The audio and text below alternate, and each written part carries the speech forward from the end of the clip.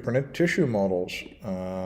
The National Eye Institute, which is part of the National Institutes of Health, have in a kind of press release / announcement by Mark Ferrer, supported by Kapil Bharti and other people, released that they have managed to make 3D printed tissue models of the outer blood-retina barrier, which is the thing you see in the image in front of you.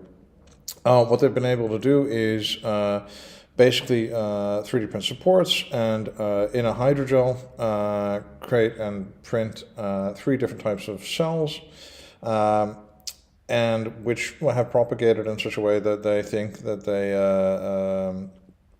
have a dense capillary network that's able to at least simulate or be a basic eye tissue model. Which behaves in a way consistent with the blood-retina barrier, the regular human blood-retina barrier. So this could really lead to a lot of exciting research in, it can enable a lot of research on things like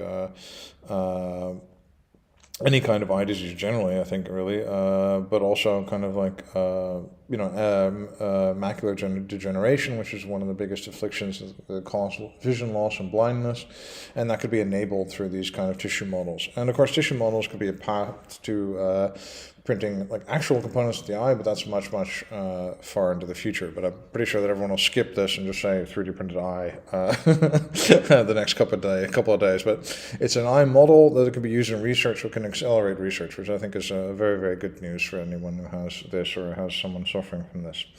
The next is, well, it's another US government thing, really. It's the ExaAm Project, or ExaAM.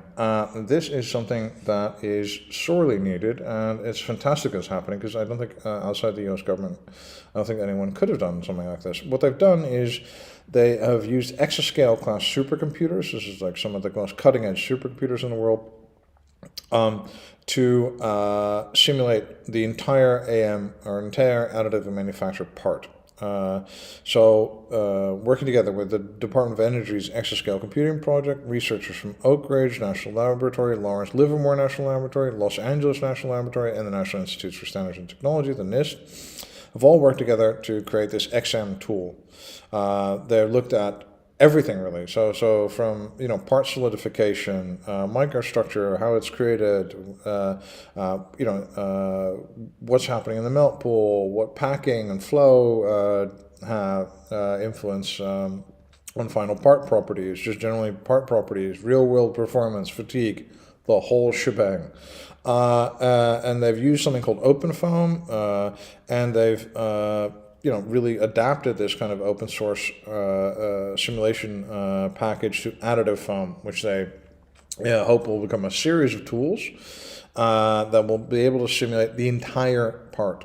So the entire part, from how it's created, how it solidifies, and what its real world properties would be. And this would be, a true digital twin of the entire part throughout the lifespan of the part, or a true simulation of the actual design ahead of time, which would just save us an incredible amount of time. This would be the biggest thing to happen to us, I think. If something like this would become real, this would be absolutely fantastic. Now, of course, the problem is that the type of stuff these guys are doing in these exascale computing labs, we can't really do at home at the moment, but maybe on a cloud type solution, something like that would be possible at one point.